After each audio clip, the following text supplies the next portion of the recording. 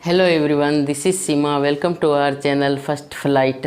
आज के जो चैप्टर है उसमें हम पढ़ेंगे कि जो हमारे कपड़े होते हैं, जो ये किससे बने होते हैं। हमारे कपड़े होते हैं ये अनेक प्रकार के धागों से इनका निर्माण होता है। और ये जो धागे होते हैं ये धागे किस प्रकार बनते हैं। ये धागे होते हैं, इनको हम फाइबर्स भी बोलते हैं। ये होते हैं कि ये कपास, ऊन इत्यादि से बने होते हैं। उसके बाद में क्या है कि कुछ जो कृत्रिम धागे भी बनाए गए। इन कृत्रिम धागों को बनाने की हमें आवश्यकता क्यों हुई? क्योंकि जो प्राकृतिक धागे हैं वो इतने टिकाऊ भी नहीं होते। और ये जो प्राकृतिक धागे थे, इनसे बने हुए कपड़े यानी कि प्राकृतिक चीज़ों से बने हुए कपड़े काफ़ी महंगे होते थे। तो इस वजह से कुछ सस्ते कपड़ों के निर्माण के लिए कुछ रासायनिक प्रक्रियाओं द्वारा संश्लेषित रेशों का निर्माण किया गया। और आज हम ज़्यादातर संश्लेषित रेशों के विषय में ही जिक्र करेंगे। इनका निर्माण किया गया, तो इनका निर्माण कैसे हुआ बाद में हम देखेंगे। जो संश्लेषित रेशे होते हैं, ये संश्लेषित रेशे कितने प्रकार के होते हैं, इनके क्या गुण होते हैं और इनके क्या अवगुण होते हैं। अब इसमें हम देखेंगे कि जो पैराशूट और चट्टानों पे जो हम चढ़ते हैं उनके रस्से तैयार होते हैं, वो इतने मजबूत क्यों होते हैं। इन सब बातों के बारे में चर्चा हम करेंगे। हम देखेंगे कि जो हम रसोई में काम करते हैं तब कई बार कोई दुर्घटना हो जाती है, तो जो कपड़े होते हैं वो शरीर के चिपक जाते हैं। तो जो एक्रेलिक से बने हुए कपड़े होते हैं वो हमें क्यों नहीं पहनने चाहिए, इन सब बारे में आज हम चर्चा करेंगे। तो आपने यदि मेरी वीडियो को लाइक नहीं किया हो तो अब तक लाइक कर दो, चैनल को सब्सक्राइब नहीं किया है तो सब्सक्राइब भी कर दें। और यदि वीडियो आपको पसंद आए तो ये जो अपने दोस्तों में शेयर करें ताकि उनको ज़्यादा से ज़्यादा जानकारी उपलब्ध हो। इससे संबंधित जो क्वेश्चंस होते हैं वो सभी प्रकार के कंपटीशन एग्ज़ाम में आते हैं, स्कूल एग्ज़ाम्स में आते हैं। क्लास 8 में जो है ये संश्लेषित रेशों वाला चैप्टर है, तो वहाँ पे ये काम आएगा। ये क्लास 8 का है, चैप्टर 3। आइए अब हम इनके बारे में जिक्र करते हैं। संश्लेषित रेशे, जैसे कि हमने देखा था कि जो हमारे कपड़े होते हैं ये रेशे यानी कि फाइबर्स से बने होते हैं। ये फाइबर यानी कि रेशे ये दो प्रकार के होते हैं। एक होता है प्राकृतिक रेशे और दूसरे होते हैं संश्लेषित रेशे। जो प्राकृतिक रेशे हैं, नाम से ही हमें पता चल रहा है कि ये जो प्रकृति से प्राप्त जो चीज़ें उनसे बनते हैं। तो ये कौन कौन से होते हैं? एक तो प्राकृतिक रेशे होते हैं, कौन से? कपास, जूट, और क्या हो गया? ऊन और रेशम। कपास, जूट, ऊन और रेशम। ये कपास, जूट, ऊन और रेशम। कपास और जूट हमें पता ही है, हमें पौधों से प्राप्त होती है। तो ये किससे प्राप्त होती है? ये किससे प्राप्त होती है? हमें पौधों से। किससे प्राप्त हो रही है? पौधों से प्राप्त हो रही है। ऊन और रेशम, रेशम के कीड़े होते हैं और ऊन होती है जो हमें भेड़ों से प्राप्त होती है। तो ये किससे प्राप्त होते हैं? हमें ये दोनों हमें जंतुओं से प्राप्त होते हैं। किससे? जंतुओं से प्राप्त होते हैं। परंतु ये जो संश्लेषित रेशे होते हैं ये रासायनिक क्रिया द्वारा बनाए, यानी कि इसमें रसायनों का प्रयोग किया जाता है। और ये क्या होते हैं? रासायनिक पदार्थ हैं। ये क्या है? रासायनिक पदार्थ हैं। और ये क्या होते हैं कि ये मानव निर्मित होते हैं। क्या होते हैं? ये मानव निर्मित होते हैं, क्योंकि मनुष्य ने रासायनिक क्रिया द्वारा इनको निर्माण किया है। जब मनुष्य ने निर्माण किया है तो ये मानव निर्मित होंगे और ये रासायनिक पदार्थ भी होंगे। अब इस चैप्टर के अंदर हम देखेंगे कि थोड़ा सा संश्लेषित रेशे के बारे में हम और जानते हैं। तो संश्लेषित रेशा होता है, ये संश्लेषित रेशे होते हैं, ये छोटी छोटी इकाइयों से मिलकर बने होते हैं। किससे बने होते हैं? छोटी इकाइयों से। छोटी इकाइयों से क्या होता है कि इनका निर्माण होता है। किससे होता है? छोटी इकाइयों से इनका निर्माण होता है। और ये क्या होते हैं कि एक पेट्रो रसायन होता है, उससे विविध प्रकार के जो प्रक्रम यानी कि क्रियाएं करके इसका निर्माण किया जाता है। किससे होता है? पेट्रो रसायन से। पेट्रो रसायन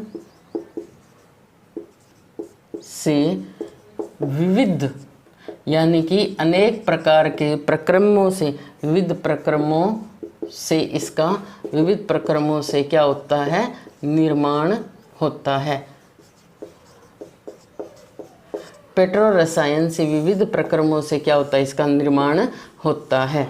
तो ये क्या होता है, संश्लेषित रेशा छोटी छोटी इकाइयों से मिलकर के इसका निर्माण होता है। रासायनिक पदार्थ होता है, मानव निर्मित होता है। और जो पेट्रो रसायन नाम का एक कच्चा पदार्थ होता है, उससे ये पेट्रोलियम मूल के कच्चे पदार्थ होता है ना, उससे ये पेट्रो रसायन क्या होता है, पेट्रोलियम मूल का एक कच्चा पदार्थ होता है, उससे इसका निर्माण होता है। तो ये हमने संश्लेषित रेशे के विषय में जाना। ये छोटी इकाइयों को जोड़ करके क्या है बनाई। और भी हम देखते हैं कि संश्लेषित रेशे के बारे में हम देखते हैं कि क्या होता है।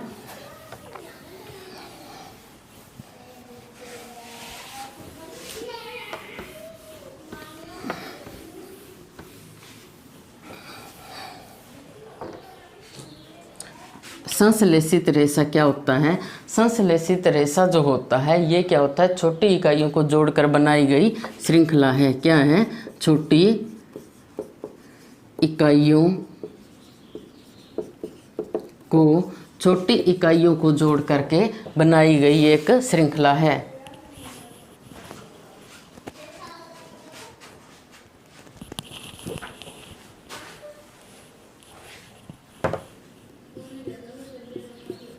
जोड़कर बनाई श्रृंखला। ये छोटी छोटी इकाइयाँ होती है, ऐसे उनको बना करके क्या होती है, एक श्रृंखला बनती है। यानी कि ऐसी छोटी छोटी इकाइयाँ होती हैं, उनको जोड़ करके एक इकाई बनाई जाती है। जो ये संश्लेषित रेशा होता है इसको क्या कहते हैं, पॉलीमर।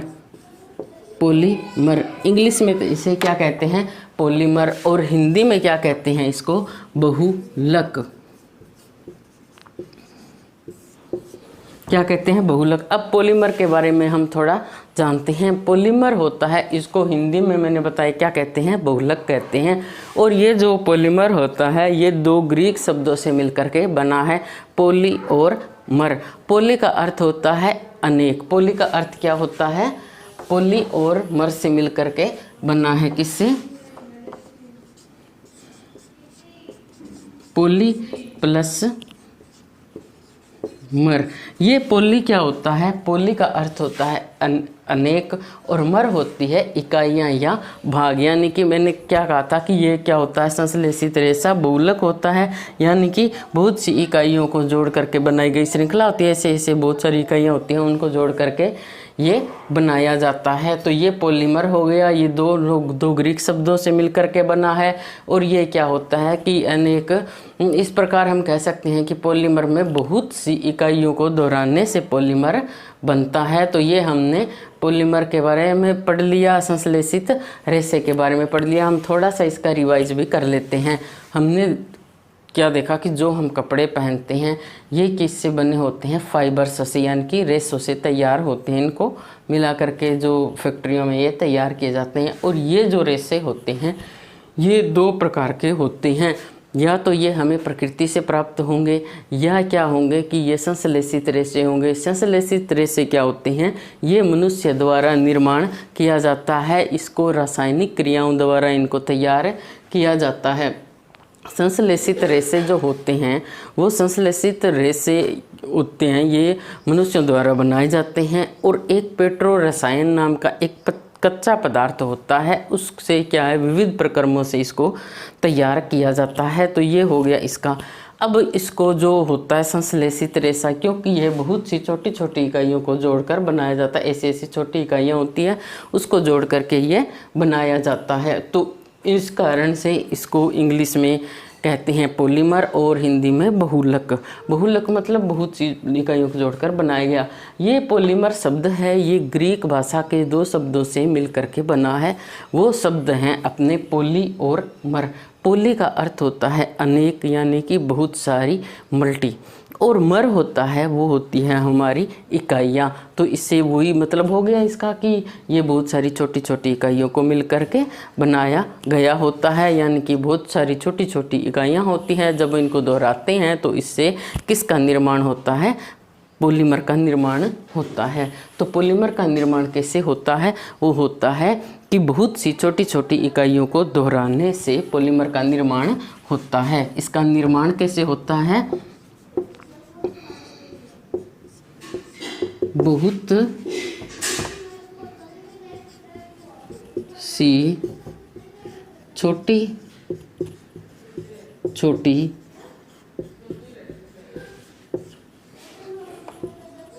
इकाइयों बहुत सी छोटी छोटी इकाइयों को दोहराने से, बहुत सी छोटी छोटी इकाइयाँ होती हैं, जब इनको दोहराते हैं तो इससे पॉलीमर का निर्माण होता है। छोटी छोटी इकाइयों को जोड़ करके बनाई गई श्रृंखला को क्या कहते हैं? पॉलीमर। ऐसी बहुत सारी छोटी छोटी इकाइयाँ होती है और इसको हिंदी में बहुलक कहते हैं, इंग्लिश में पॉलीमर कहते हैं। और ये जो पॉलीमर होता है ये दो ग्रीक शब्दों पॉली और मर से मिल करके बना है। और क्योंकि इसका निर्माण, तो इससे पता चल गया कि पॉलीमर का जो निर्माण होता है बहुत सी छोटी छोटी इकाइयों को दोहराने से होता है। पॉलीमर का निर्माण कैसे?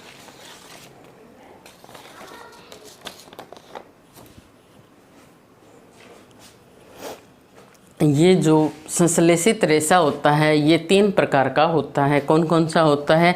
रेयॉन, नायलॉन, पॉलिस्टर और एक्रेलिक। इनके बारे में मैं बता देती हूँ थोड़ा थोड़ा कि ये जो नायलॉन ये होता है, रेयॉन होता है। रेयॉन से हमारी बेडशीट बनती है।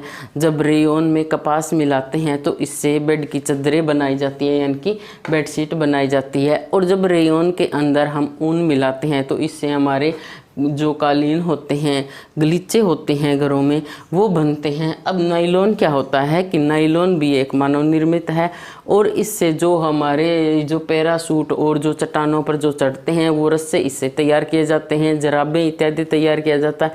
ये भी एक मानव निर्मित रेशा है। 1931 में इसको बनाया गया था, बिना किसी कच्चे माल के उपयोग के इसको बनाया गया था।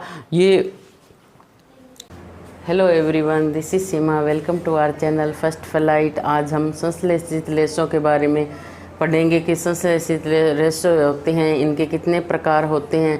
संश्लेषित रेशे होते हैं, ये होते हैं, एक होता है रेयॉन, नायलॉन, पॉलिस्टर, एक्रेलिक। देखेंगे कि रेयॉन होता है ये किससे तैयार होता है, क्या बनता है। फिर हम नायलॉन के बारे में चर्चा करेंगे, फिर हम उसके नायलॉन और उसके नायलॉन बाद में पॉलिस्टर और एक्रेलिक के बारे में जिक्र करेंगे। फिर हम देखेंगे कि जो ये रेशे होते हैं ये इनके बारे में, इनके गुण अवगुण भी हम थोड़े से देखेंगे। तो आज संश्लेषित रेशे यानी कि जो मैन मेड फाइबर होते हैं, सिंथेटिक फाइबर्स होते हैं, उनका जिक्र करेंगे। यदि अभी तक आपने मेरी वीडियो को लाइक नहीं किया है तो इसे लाइक कर दो। चैनल को सब्सक्राइब नहीं किया है तो चैनल को सब्सक्राइब कर दो, अपने दोस्तों के साथ शेयर कर दो। और पूरी जानकारी के लिए अंत तक मेरी वीडियो को देखना है, क्योंकि तभी अच्छे से समझ में आएगी। इसलिए पूरी जानकारी के लिए शुरू से अंत तक मेरी वीडियो आपको देखनी है। तो अब हमने देखा था कि संश्लेषित रेशे क्या होते हैं। संश्लेषित रेशे होते हैं ये मैन मेड होते हैं, ये प्राकृतिक चीज़ों से भी तैयार किए जाते हैं, रासायनिक उपचार करके। ये काठ की लुगदी और ये जो होते हैं इनसे बनते हैं, ये संश्लेषित रेशे होते हैं। इनके प्रकार होते हैं रेयॉन, नायलॉन, पॉलिस्टर और एक्रेलिक। अब हम रेयॉन के बारे में चर्चा करते हैं। सबसे पहले हम रेयॉन के बारे में पढ़ेंगे। तो रेयॉन जो होता है ये क्या होता है? काठ की लुगदी के रासायनिक उपचार से तैयार किया जाता है। किससे? काठ की लुगदी के रासायनिक उपचार से। इसको इरेज कर लेते हैं तो अच्छे से आ जाएगा। कैसे तैयार होता है ये? काठ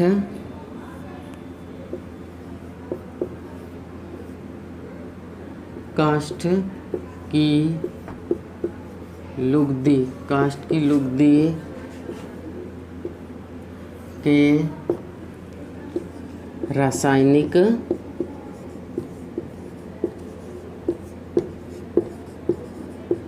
उपचार से। कैसे बनता है ये काठ की लुगदी होती है, जो काठ यानी कि जो लकड़ी होती है उसकी लुगदी तैयार कर लेते हैं। कैसे, उसको पीस करके उसमें पानी वानी मिला के उसकी लुगदी तैयार हो जाती है। उससे कुछ रासायनिक प्रक्रिया द्वारा फैक्ट्रियों में इसका निर्माण किया जाता है। जब ये काठ की लुगदी के रासायनिक उपचार से मनुष्य बना रहे हैं तो ये क्या हो गया, मानव निर्मित। और संश्लेषित रेशे होते हैं वो मैन मेड ही होते हैं, तो ये क्या हो गया, संश्लेषित है तो मानव निर्मित। क्या हो गया, ये मानव निर्मित। और ये क्या होगा, ये मानव निर्मित होगा। ये कई रंगों में इसको रंगा जा सकता है। ये रेशम से सस्ता होता है, तो ये रेशम से सस्ता पड़ता है, क्योंकि रेशम के तो कीड़े थे ही, वो उनसे सिल्कवॉर्म थे, उनसे रेशम सिल्कवॉर्म जैसे सिल्क यानी कि जो रेशम के कीड़े थे उनसे रेशम तैयार हो रही थी, परंतु वो बहुत महंगे थे, मानव से आम लोगों की पहुंच से दूर थे। तो इस वजह से जो उनके कपड़े थे वो बहुत महंगे थे। इस वजह से जो ये मैन मेड जो रेशम थी, ये इससे क्या है, रेशम के कपड़े तैयार किए जाते हैं, इसलिए रेशम से सस्ता होता है। तो इसलिए ये जो सस्ते पड़ते हैं, रेशम से सस्ता होता है। और इसको कई रंगों में रंगा जा सकता है। क्या है, कई रंगों में, यानी कि इस पे डाई हो जाती है। हम कई अलग अलग रंगों के कपड़े देखते हैं, कई रंगों में रंगा जा सकता है। इसको क्या है कि कई रंग होते हैं, उनमें इसको रंगा जा सकता है। अब हम देखते हैं कि इसके कपड़े क्या क्या कपड़े बनते हैं। तो जब रेयॉन होता है, रेयॉन में कपास मिलाने पर, तो इससे बेड वगैरह की जो सूती चादरें होती है वो रेयॉन की वो बनती है। तो क्या बनती है, बेड की चादरें, ठीक है। रेयॉन में जब ऊन मिलाते हैं तो कालीन और गलीचे जो होते हैं हमारे वो तैयार होते हैं। रेयॉन प्लस ऊन, रेयॉन प्लस ऊन मिला करके अब कौन से कपड़ों का निर्माण होगा, अब होगा जो कालीन और गलीचे होते हैं उनको तैयार किया जाता है। कालीन और गलीचे, रेयॉन प्लस ऊन मिला करके कालीन और गलीचे तैयार किए जाते हैं। तो और ये हमने रेयॉन के बारे में पढ़ा कि रेयॉन जो है ये क्या है, मानव निर्मित है, यानी कि क्योंकि ये काठ की लुगदी है उसके रासायनिक उपचार से इसको बनाया जा रहा है। मानव निर्मित है, रेशम से ये सस्ता पड़ता है, क्योंकि जो प्राकृतिक रेशे थे वो क्या थे, वो काफ़ी महंगे थे। इसी कारण जो ये सिंथेटिक फाइबर्स है, संश्लेषित रेशे होते हैं, इनका निर्माण किया गया तो रेशम से सस्ते पड़ेंगे। कई रंगों में, यानी कि इन पे कई रंगों की डाई होती है। जैसे हमने सुना होगा कि चुन्नियों के डाई करवाते हैं, पहले लोग बहुत करवाते थे, अब कम करवाते हैं, क्योंकि वो सूटों के साथ में चुन्नियाँ आने लग गई ना अब। नहीं तो वो डाई तो ऐसे ही जो हम कपड़े पहनते हैं उन पे जो अलग अलग कलर होते हैं, ये डाई की वजह से होती हैं। रेयॉन में जब कपास मिलाते हैं तो बेड की चादरें बनाई जाती हैं, और रेयॉन में ऊन मिलाने पर कालीन और गलीचे तैयार होते हैं। तो ये था रेयॉन। रेयॉन के बाद हम जिक्र करेंगे नायलॉन का। तो ये रेयॉन है, ये किससे तैयार होता है, काठ की लुगदी के रासायनिक उपचार से, मानव निर्मित है, रेशम से ये सस्ता होता है। रेयॉन प्लस कपास मिलाते हैं तो इसमें बेड की चादरें बनती है, और इसमें ऊन मिलाए तो कालीन और गलीचे तैयार होते हैं। अब हम नायलॉन के बारे में पढ़ेंगे। ये नायलॉन जो है ये क्या है कि बिना किसी कच्चे माल के तैयार किया गया था। 1931 में इसको बिना किसी कच्चे माल के बनाया गया था। क्या है, नायलॉन।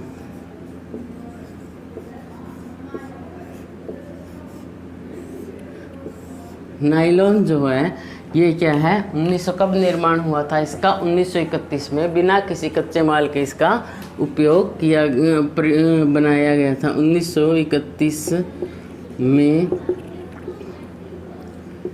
बिना कच्चे माल के तैयार किया गया था। 1931 में इसको बिना कच्चे माल के इसको तैयार किया गया था। तो ये क्या है, मानव निर्मित है, क्योंकि सिंथेटिक फाइबर्स सारे होते हैं वो मानव निर्मित होते हैं। तो ये क्या है, मानव निर्मित है।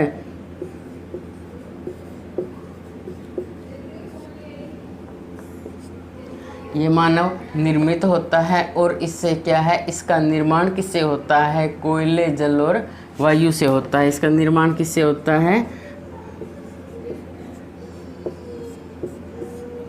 कोयले, जल और वायु से। कोयले, जल और वायु से इसका निर्माण होता है। और ये जो क्या होता है, ये स्ट्रेचेबल भी होता है। तो ये क्या होता है, स्ट्रेचेबल होता है। इसको हिंदी में क्या कहते हैं, ये क्या होता है, प्रत्यास्थ। स्ट्रेचेबल को हिंदी में क्या कहते हैं, प्रत्यास्थ। कई कपड़े हमने देखे होंगे ऐसे करते हैं तो वो ऐसे हो जाते हैं, फिर वापस उसी अवस्था में आ जाते हैं। कई कपड़े जो होते हैं ये जो स्ट्रेचेबल होते हैं, इनकी फिटिंग बड़ी अच्छी आती है, हम पहनते हैं तो ये, क्योंकि थोड़े टाइट लूज भी हो ना तो इनकी फिटिंग ठीक बैठती है। तो ये प्रत्यास्थ होते हैं, हल्के होते हैं, ठीक है। जब हम इन्हें उठाएंगे तो इनका वज़न काफ़ी हल्का होता है। इससे जो रस्सियाँ निर्मित होती है ना वो बहुत हल्की होती है। तो क्या होता है, ये हल्का होता है। एक इसके जो नायलॉन के रस्से तैयार होते हैं, आपने उनमें चमक देखी होगी। तो ये क्या होता है, चमकीला भी होता है। क्या होता है, ये चमकीला। क्या होता है, ये चमकीला होता है। तो ये चमकीला होता है और इसमें क्या होता है कि ये गुलने में सुगम होता है, आसान, गुलने में सुगम।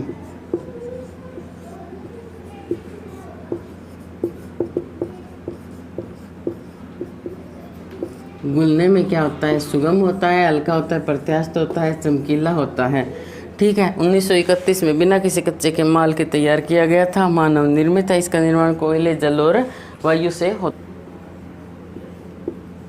निर्मित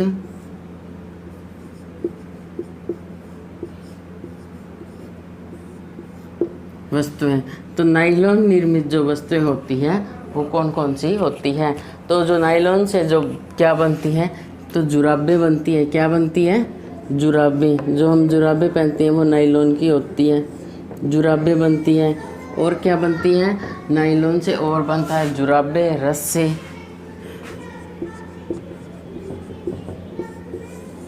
जो हम दांत साफ करते हैं वो टूथब्रश जो होते हैं वो भी नायलॉन से बने होते हैं। तो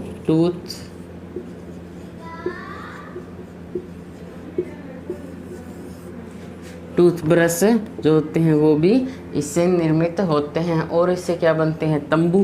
तंबू यानी कि टेंट। तंबू की जगह टेंट लिखवाती हूँ। तो इससे टेंट, जो टेंट बनते हैं वो बनते हैं। सीट बेल्ट,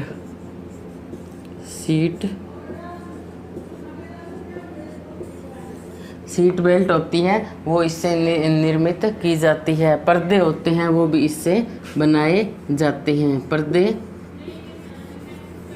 इससे बनाए जाते हैं। और इससे क्या बनाए जाते हैं, स्लीपिंग बैग। जो स्लीपिंग बैग होते हैं, स्लीपिंग जिसमें सोते हैं ना वो होते हैं स्लीपिंग बैग।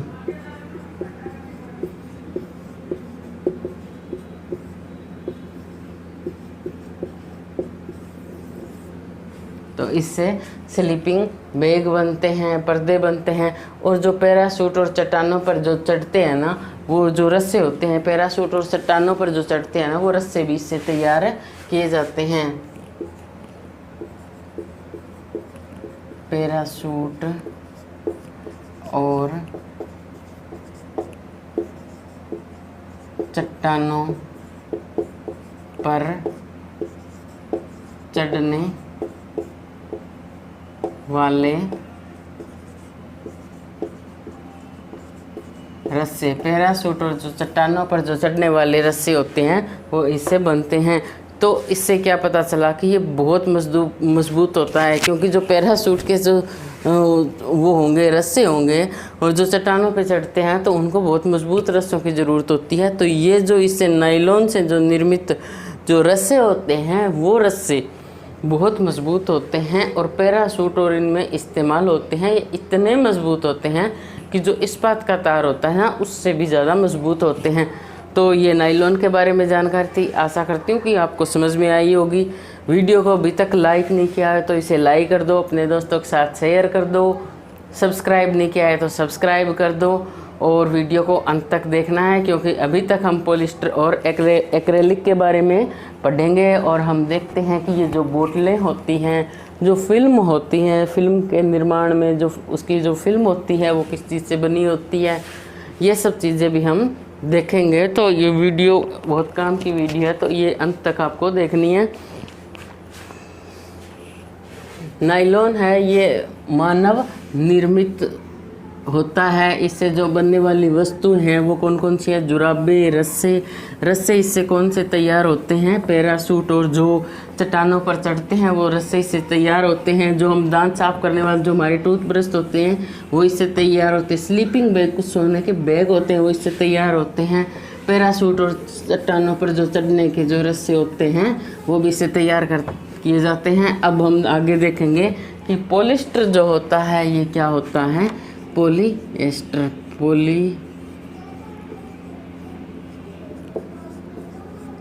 पॉलीएस्टर क्या होती है? ये जो पॉलिस्टर होती है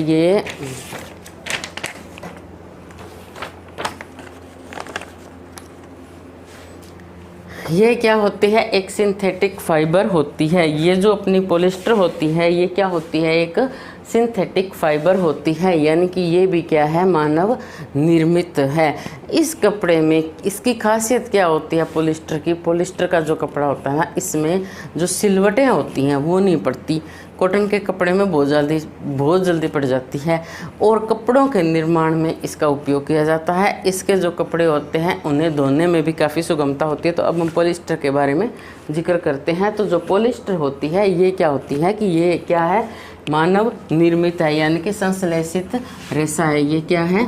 ये भी मानव निर्मित है,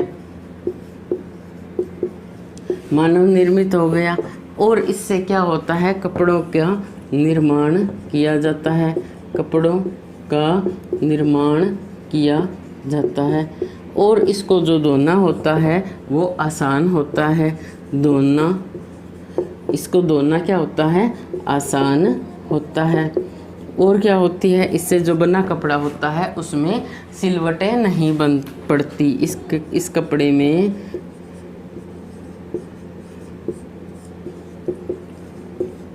सिलवटें नहीं पड़ती।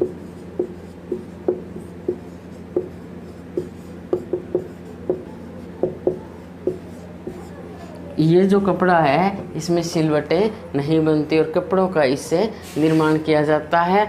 तो ये था पॉलिएस्टर। पॉलिएस्टर में जो होता है एक होता है पेट एक बहुत जाना माना, इसका इस्तेमाल बहुत ज़्यादा होता है। तो पॉलिएस्टर के बारे में हमने पढ़ लिया। ये क्या होता है कि पॉलिएस्टर मानव निर्मित होता है, कपड़ों का निर्माण होता है, धोने में आसान होता है। और ये जो कपड़ा होता है इसमें क्या है? सिलवटें नहीं पड़ती। इसका एक प्रकार होता है पेट। क्या होता है? इसका एक प्रकार पेट होता है, बहुत इस्तेमाल होता है। पता है इससे क्या क्या बनती है? इससे जो बोतलें होती हैं, फिल्में होती हैं, तार होते हैं, बर्तन होते हैं। कौन से? जो ये प्लास्टिक के से बर्तन होते हैं ना, कई जो हमने देखे नॉन स्टिक जो होते हैं अटेंसिल्स, अपने नॉन स्टिक बर्तन होते हैं, कढ़ाइयाँ होते हैं, टोपिए, और ये फ्राई पैन, मोस्टली तवे भी आते हैं। ये सिंथेटिक ये जो होते हैं नॉन स्टिक, इस पे जो कोट चढ़ाई जाती है वो इसी की चढ़ाई जाती है। तो ये पेट क्या हुआ है? एक सुपरिचित पॉलिस्टर है। सुपरिचित पॉलिएस्टर, ये क्या है? एक सुपरिचित पॉलिएस्टर है। और इससे क्या ये निर्माण इससे किस किस का होता है? बोटल्स का निर्माण होता है। और इससे किसका निर्माण होता है? और होता है इससे निर्माण फिल्म। जो फिल्म बनाते हैं ना उसकी जो ये फिल्म होती है ये जो फिल्म होती है इसके निर्माण में फिल्म इस क्या होते हैं, तार बनते हैं। और क्या बनते हैं इससे, बर्तन बनते हैं।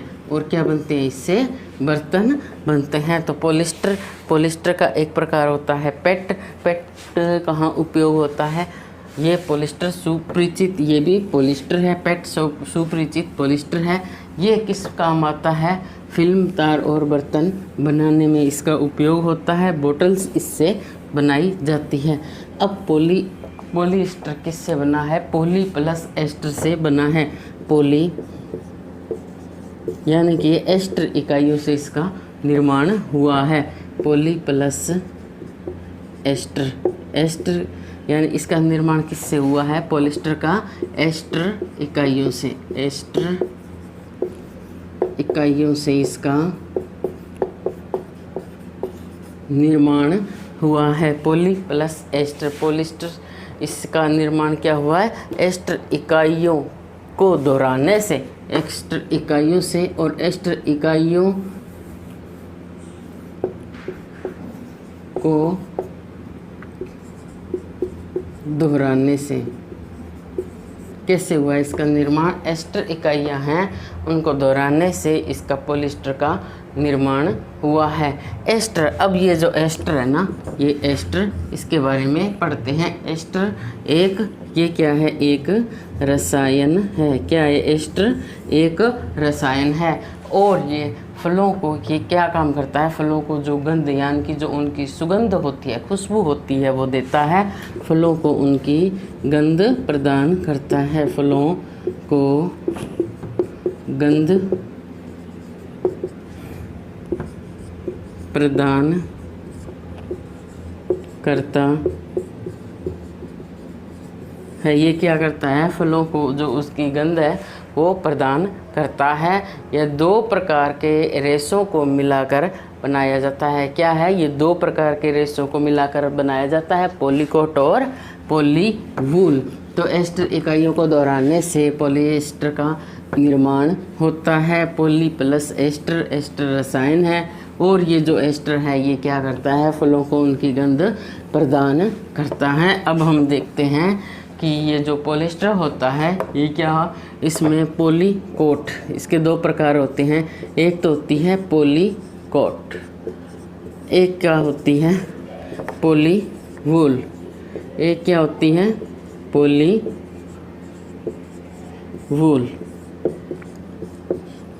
जो अपनी पॉलीकोट होती है, पॉली यानी कि इसमें कॉटन मिला होता है, तो ये क्या होती है, पॉलिएस्टर प्लस कपास मिला होता है।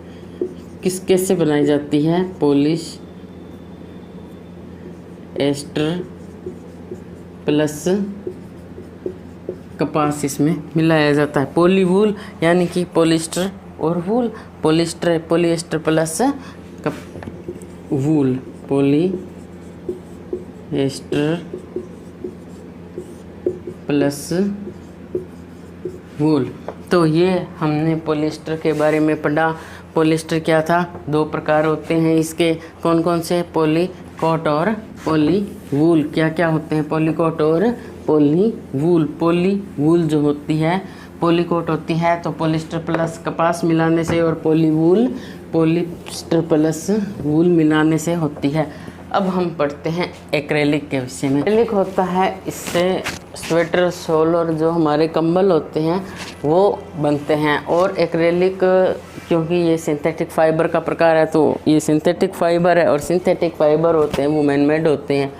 ये क्या है कि अनेक रंगों में ये भी उपलब्ध है, और ये गर्म करने पर पिघलता है। तो रसोई में जब हम काम करते हैं तो एक्रेलिक से बने कपड़े पहनने से हम लोग जो है एक्रेलिक के बने हुए कपड़े नहीं पहनते, क्योंकि ये क्या होता है कि गर्म होने पर पिघलता है। तो ये जब यदि कोई रसोई में दुर्घटना हो जाए तो ये हमारे शरीर के चिपक सकता है, तो इसलिए इसके बने कपड़ों को जो है वो रसोई घर में नहीं पहनना चाहिए। एक्रेलिक क्या होता है, इससे क्या होता है, स्वेटर, शॉल क्या बनते हैं, स्वेटर, शॉल और कंबल क्या बनते हैं, sweater. This is Seema, welcome to our channel first flight. आज हम इसमें देखने जा रहे हैं कि प्लास्टिक का उपयोग, प्लास्टिक होता है उसके बारे में हम जानेंगे, इसका उपयोग कहाँ होता है और इसका उपयोग कहाँ कहाँ होता है, कैसे प्लास्टिक बनता है, ये सब बातें हम इस वीडियो में जानेंगे। तो प्लास्टिक क्या है कि हमने सभी ने देखे हैं कि हमारे घरों में आजकल बहुत सारे बर्तन भी प्लास्टिक के हो गए हैं, यानी कि इसमें हम सामान रख सकते हैं, अचार वगैरह सब हम प्लास्टिक के बर्तनों में डालते हैं। हमने देखा होगा कि हमारी जो बाथरूम में होते हैं ये बाल्टी और जो मग होता है ये भी प्लास्टिक के बने होते हैं। और ये जो पाइप आ गई है आजकल जो जिसमें प्लम्बरिंग में भी ये इस्तेमाल होता है, तो ये किचन के अंदर जो बर्तनों पे, जो नॉन स्टिक बर्तनों पे लेयर चढ़ाई जाती है, कुछ कपड़े होते हैं वो भी इनको मिला करके बनाए जाते हैं। तो इस तरह हमने देखा कि प्लास्टिक बहुत सारी जगह इसका उपयोग किया जा रहा है। तो आज हम प्लास्टिक के बारे में जानते हैं। और अभी तक आपने मेरी वीडियो को लाइक नहीं किया हो तो लाइक कर दो, चैनल को सब्सक्राइब करना है, वीडियो को अपने सभी दोस्तों के साथ शेयर करनी है ताकि वो इस वीडियो को देख सके। और क्या है कि अंत तक वीडियो देखनी है। और ये क्या है कि एस्टेट के लिहाज से भी काफ़ी कम उपयोगी होगी हिंदी मीडियम वालों के लिए। और जो 8th क्लास का है चैप्टर संश्लेषित रेशे और प्लास्टिक, उसमें से ये चैप्टर है, ये कंप्लीट होगा। तो अभी चलो देखते हैं, प्लास्टिक के बारे में जानते हैं। तो प्लास्टिक है इकाइयों की एक प्रकार की व्यवस्था है, ये इकाइयों की एक व्यवस्था है। और ये जो होता है इकाइयों को, जैसे संश्लेषित रेशे इकाइयों को मिलकर के बनते हैं, ऐसे ही ये इकाइयों की एक व्यवस्था है। यह एक बहुलक है, इसके सभी संभव आकार और साइज़ में उपलब्ध है। सभी संभव आकार यानी कि इसको गर्म करके इसको आकार दिया जा सकता है। हर छोटी से छोटी चीज़ और बड़ी से बड़ी चीज़ इससे बनाई जा सकती है। आकार देने में आसानी होती है, इसीलिए तो इतनी सारी चीज़ें इसकी उपलब्ध हैं। पुनः चक्रण, रिसाइकिल, यानी कि इसको एक बार यूज़ करने के बाद गरम करके उचित हीट दे करके इसको दोबारा इससे चीज़ों का निर्माण किया जा सकता है। तो ये इस हिसाब से भी हमारे काम में आ गया कि इसको दोबारा हम यूज़ कर सकते हैं।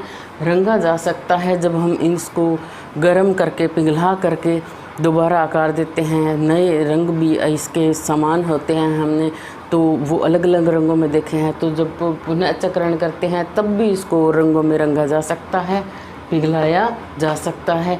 इसकी बेलनाकार चादरें बनती हैं, तो बेलनाकार चादरें बनती है, फिर इससे क्या है कि उनको अलग अलग आकार दिया जा सकता है। तो ये था कि ये जो प्लास्टिक के बारे में हमने मोटा मोटा देख लिया। तो अब प्लास्टिक के जो उपयोग होते हैं, विभिन्न उपयोग, वो हम देखते हैं कि प्लास्टिक कहाँ कहाँ उपयोग हो रहा है। पहले ये कर लेते हैं, इसको इरेज करते हैं। तो ये हो गया कि ये प्लास्टिक क्या है, इकाइयों की, प्लास्टिक क्या है, इकाइयों की एक प्रकार की व्यवस्था है। यह एक बहुलक है।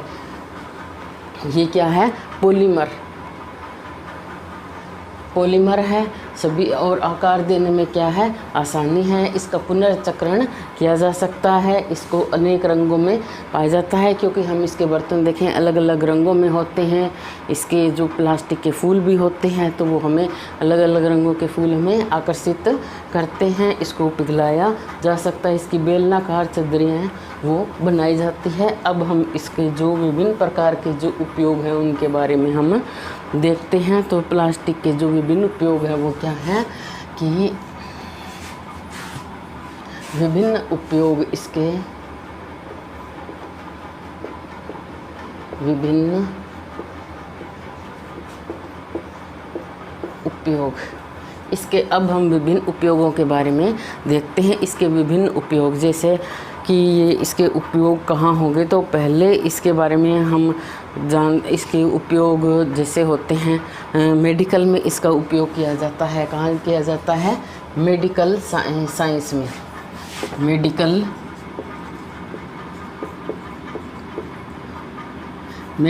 उद्योग में, मेडिकल उद्योग में जो हमारे डॉक्टर्स होते हैं उनके हाथों में जो ग्लोव्स होते हैं वो बने होते हैं। जो ऑपरेशन करते हैं या कोई घाव हो जाते हैं तो उनको सीने के लिए जो टांके लगाए जाते हैं वो भी प्लास्टिक के बने होते हैं। सीरीज बनी होती है वो भी प्लास्टिक की होती है। जो इनका जो हमारी जो टैबलेट्स और कैप्सूल है उनकी पैकिंग भी इसी में होती है। और जो दवाइयाँ होती हैं, जो सिरप्स होती हैं, वो भी प्लास्टिक की बोतलों में भरी जाती है। और भी इसके बहुत सारे उपयोग हैं। तो मेडिकल उद्योग में इसका उपयोग है, तो उस वहाँ पे इसका बहुत ज़्यादा उपयोग हो रहा है। और बाकी बाद में देखते हैं। तो पॉली और भी देखते हैं कि जैसे ये इसका एक प्रकार होता है। अब देखते हैं थर्मोप्लास्टिक होता है, वो कहाँ काम आता है। जो थर्मोप्लास्टिक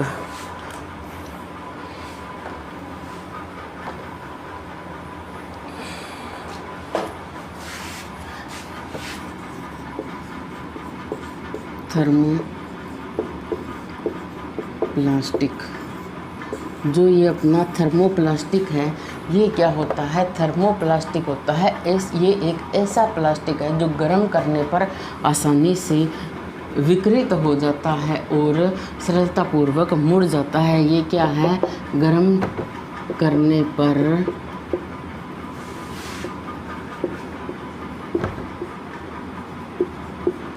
आसानी से विकृत होता है और मुड़ जाता है।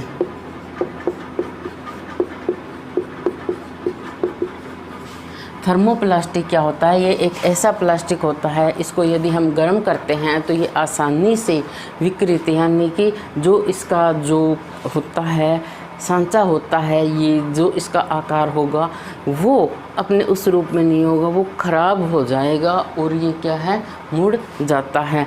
तो जैसे हम देखते हैं कि जब हम रसोई में काम करते हैं तो जो गैस चूल्हा होता है उसके नज़दीक हम जो हमारे प्लास्टिक के डब्बे और जो बर्तन होते हैं वो नहीं रखते, और यदि रखते हैं तो वो क्या होते हैं कि उनका आकार है ना बहुत ही भद्दा सा हो जाता है।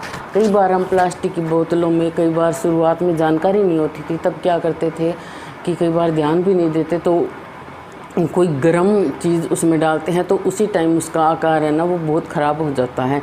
तो ये आसानी से मुड़ जाता है और गर्म करने पर क्या है, ये विकृत हो जाता है। इसका उदाहरण क्या है, पॉलीथीन और पीवीसी। इसका उदाहरण क्या है, इसके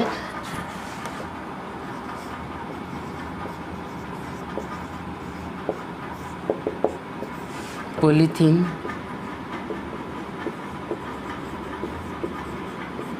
और पीवीसी। पॉलीथीन और पीवीसी जो है इसके क्या है, उदाहरण है। पॉलीथीन और पीवीसी इसके उदाहरण क्या हैं, पॉलीथीन और पीवीसी। तो थर्मो सेटिंग प्लास्टिक, इसका उपयोग कहाँ होता है, इसका उपयोग होता है कंघियाँ। पॉलीथीन के तो उपयोग के बारे में हमें पता ही है, जो विभिन्न सब्जियां और जो हमारी क्या होती है कि ये जो पैकेट्स में जो सामान होता है वो इन्हीं में ही पैक होता है। और पॉलीथीन में जो ये होती है क्या होती है, डॉक्टरों की जो दवाइयाँ वगैरह होती है, कई चीज़ों की पैकिंग होती है तो वो पॉलीथीन में होती है। पॉलीथीन पॉली प्लस एथीन से मिलकर के बना है, ये प्लास्टिक का उदाहरण है। और इसकी थैलियाँ बनती हैं तो ये क्या है, पॉली प्लस एथीन से मिलकर बना है। इसकी ज़्यादातर प्लास्टिक की थैलियाँ मिलती है। और जो ये पीवीसी है अपना, ये पीवीसी है, इससे क्या क्या सामान बनते हैं, तो कंघियाँ हो गए, खिलौने हो गए और विभिन्न प्रकार के जो बर्तन हैं वो इससे बनते हैं। कंघियाँ पीवीसी होते हैं, इससे क्या बनती हैं, कंघी बनती है। और क्या बनते हैं, कंघी हो गई, कंघी बर्तन, और क्या बनते हैं, कंघी बर्तन और खिलौने बनते हैं। क्या बनते हैं इससे, खिलौने। तो ये चीज़ें क्या है, इससे बनती है, किससे, पीवीसी से बनती है। तो ये हमने देखा कि प्लास्टिक के जो विभिन्न उपयोग मेडिकल साइंस में तो मैंने वैसे ही बता ही दिया था। तो ये क्या होता है कि एक होता है थर्मोप्लास्टिक। थर्मोप्लास्टिक का क्या होता है कि ये गर्म करने पर आसानी से विकृत हो जाता है। जैसे हम प्लास्टिक की कोई बोतलें होती हैं पेप्सी वगैरह वाली, उसमें कई बार हम थोड़ा गर्म दूध डाल देते हैं तो ये क्या होती है कि विकृत हो जाती है, पानी डालते हैं तो और मुड़ भी ये आसानी से जाता है। इसका उदाहरण क्या है, पॉलीथीन। पॉली प्लस पॉलीथीन किससे बना है, प्लस एथीन से किससे बना है पॉली, इससे क्या बनती है प्लास्टिक की थैलियाँ। तो क्या बनती है पॉलीथीन से प्लास्टिक की थैलियाँ बनती है। और क्या है पीवीसी, पीवीसी से क्या बनते हैं खिलौने बनते हैं। और कंघी जो होती है हमारी कंघी वो बनती है। और क्या बनते हैं इससे खिलौने बनते हैं। तो ये इससे बनते हैं। अब देखते हैं थर्मोप्लास्टिक तो हो गया, अब करेंगे थर्मोसेटिंग प्लास्टिक। अब कौन सा है थर्मो सेटिंग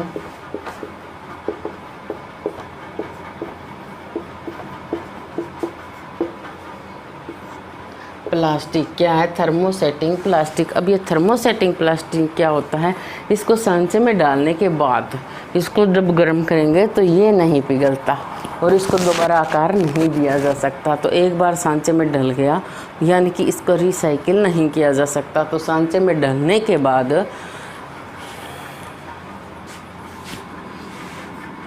एक बार सांचे में डलने के बाद क्या है इसको गर्म करके दोबारा आसानी से क्या है उष्मा दे करके इसको यानी कि गर्म करके इसको सांचे में डलने के बाद गर्म नहीं किया जा सकता। उस देने के बाद उष्मा देकर गर्म नहीं किया जा सकता। इसको क्या है एक बार जो सांचे में डल जाता है यानी कि इसका जो एक बार जो सामान बन गया ना उसके बाद यदि उस समय वो सामान ख़राब हो गया और हम चाहते हैं कि ये जो थर्मोसेटिंग वाला जो प्लास्टिक है इसको हम दोबारा इस्तेमाल कर लें तो ये नहीं होगा, क्योंकि अब जब हम दोबारा इसको उष्मा देंगे तो ये जब गर्म होगा तो ये गर्म नहीं होगा। तो क्या होगा कि ये गर्म नहीं होगा। जब ये गर्म नहीं होगा तो इसको दोबारा आकार नहीं दिया जा सकता, क्योंकि कोई चीज़ यदि जब दोबारा सॉफ्ट होती है तो ये उसको दोबारा आकार दिया जा सकता है। तो ये इसको आकार नहीं दिया और इसको सांचे में डाल दिया तो बाद में दोबारा इसको उष्मा दे करके इसको गर्म नहीं किया जा सकता। तो इसको क्या है तो ये फिर सांचे में भी नहीं डलेगा। इसका उदाहरण है बेकेलाइट और मेलामाइन। इसके उदाहरण क्या है बेकेलाइट और मेलामाइन। इसके उदाहरण क्या क्या है बेकेलाइट। तो क्या है बेकेलाइट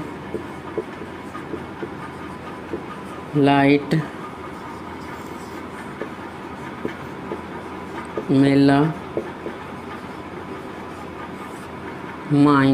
तो बेकेलाइट और मेलामाइन क्या है इसके उदाहरण हैं। तो बेकेलाइट क्या होता है कि ऊष्मा और विद्युत का ये चालक होता है। तो क्या होता है ऊष्मा और विद्युत का कुचालक। ऊष्मा और विद्युत का यानी कि कुचालक यानी कि इसमें से जो ऊष्मा होती है यानी कि जो गर्मी होती है वो इसमें से जो क्या है वो रन नहीं करती। जैसे हम यदि लोहे की कोई कील को जलाते हैं तो वो एक साइड यदि हम उसकी आग में ले जाएंगे तो दूसरी साइड भी गर्म हो जाएगी। तो ये क्या होता है जो गर्मी होती है ना वो आगे आर पार इसमें से नहीं होती। तो जो हम रसोई में जो काम करते हैं तो जो बर्तनों के जो हत्थे होते हैं उनके पीछे अपने प्लास्टिक के जो लगे हुए होंगे हत्थे वो देखे होंगे, वो इसी वजह से लगाए जाते हैं।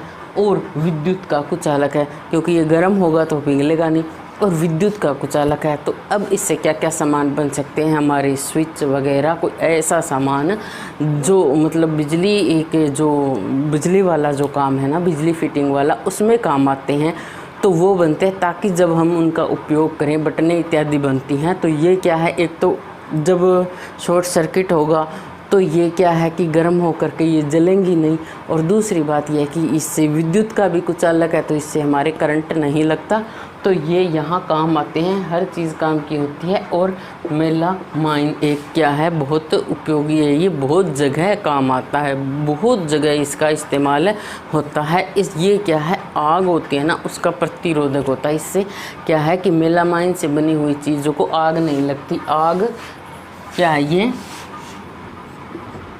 आग प्रतिरोधक। जब ये आग प्रतिरोधक है तो इसका मतलब इसका रसोई में भी इस्तेमाल हो सकता है। और इससे क्या बन सकती है, जो घरों में जो फर्शों की जो टाइलें होती हैं वो इससे बनती हैं। तो मेलामाइन से जो हमारे घरों में फर्शों की जो टाइलें होती हैं वो मेलामाइन की ही बनी होती हैं। और ये प्लास्टिक की अपेक्षा अधिक ऊष्मा सह लेता है। ये क्या है, प्लास्टिक की अपेक्षा क्या है, अधिक ऊष्मा को सहन कर सकता है।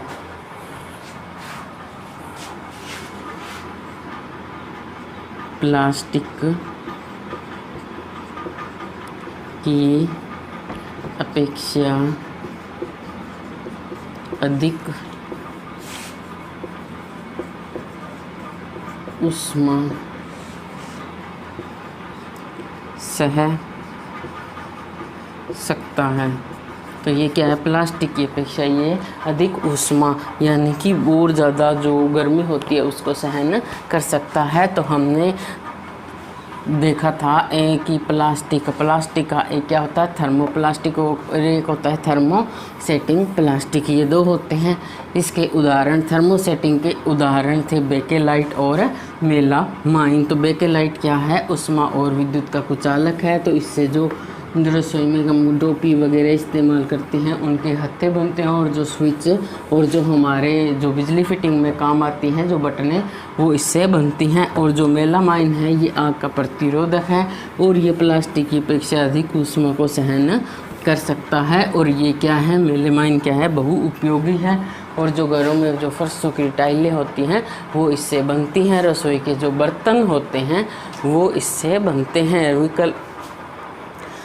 विकल्प पदार्थ क्या है, प्लास्टिक। विकल्प पदार्थ प्लास्टिक, यानी कि अब हम थोड़े पदार्थ का जो विकल्प पदार्थ के रूप में भी इसका उपयोग होता है वो कहाँ होता है। तो प्लास्टिक का उपयोग हम कहाँ कहाँ करते हैं। आजकल हम ड्राई फ्रूट्स भी प्लास्टिक के बर्तनों में डालते हैं। हम जो अचार होता है वो भी प्लास्टिक के बर्तनों में, और कोई दवाइयाँ होती हैं तो वो भी प्लास्टिक के बर्तनों में डालते हैं, क्योंकि वो रिएक्शन नहीं करती, रिएक्टिव नहीं होते। जब जब उसके वायु और पानी के संपर्क में आने पर ये क्या है, जो रिएक्टिव होता है ये अभिक्रिया नहीं करता। यानी कि रिएक्टिव नहीं होना मतलब अभिक्रिया नहीं करता। तो इस वजह से हम ड्राई फ्रूट्स इसमें रखते हैं, और जो अपने जैम वगैरह होते हैं वो भी, और जो बहुत सारे जो थैली में जो सामान आते हैं आजकल, हर चीज़ के पाउच है शैम्पू के, तो वो सब इसी में होते हैं।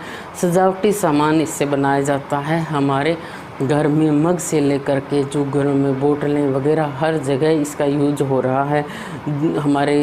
हम बाथरूम में जाएं तो वहाँ पे इससे बनी है। हमारी टाइलें इससे बनी हुई है। जो मेडिकल उद्योग है उसमें भी इसका बहुत सारा उपयोग हो रहा है। इसका हर जगह उपयोग है। डॉक्टर ग्लोव्स बना रहे हैं वो इसके पहन रहे हैं।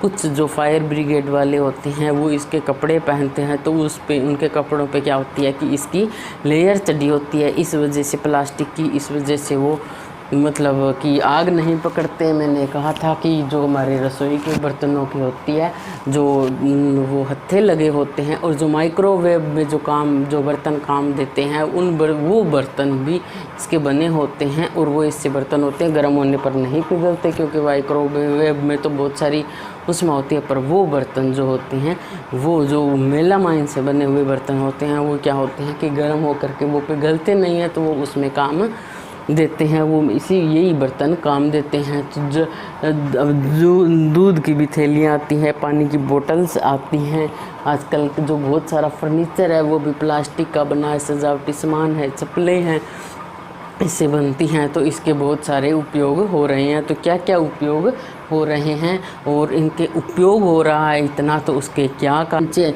यानी कि संचयन यानी कि भंडारण, हम बहुत सारी चीज़ों को संचित कर सकते हैं। ये जो अचार हो गई, जैम हो गई, ये क्या है? संचय है। हमने चीज़ों को सही से रखा है तो वो नमक द्वारा परिरक्षण करते हैं, चीनी द्वारा करते हैं, तो वो उनको रखते कहाँ हैं? इन प्लास्टिक के बर्तनों में। तो किस किस का? खाद्य सामग्री। तो ये सब क्या हो गए? खाद्य सामग्री।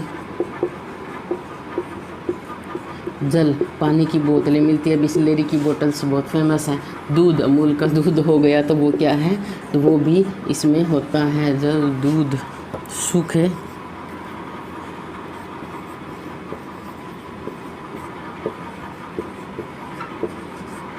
मेवे, सूखे मेवे। और किसका होता है? सजावटी सामान बनता है, फर्नीचर बनता है। और क्या बनता है? सजावटी सामान, सजावटी सामान और फर्नीचर, इससे जो है वो बनता है। सजावटी सामान बनता है और क्या बनता है? फर्नीचर इससे बनता है। तो ये सब सामान इससे बनता है। इसका कारण क्या है? क्योंकि ये हल्का होता है। और क्या होते हैं? हल्का होता है, अच्छा सामर्थ्य होता है। इसमें बहुत सारा वज़न भी हम उठाएं तो ये क्या होता है कि ये टूटता नहीं है।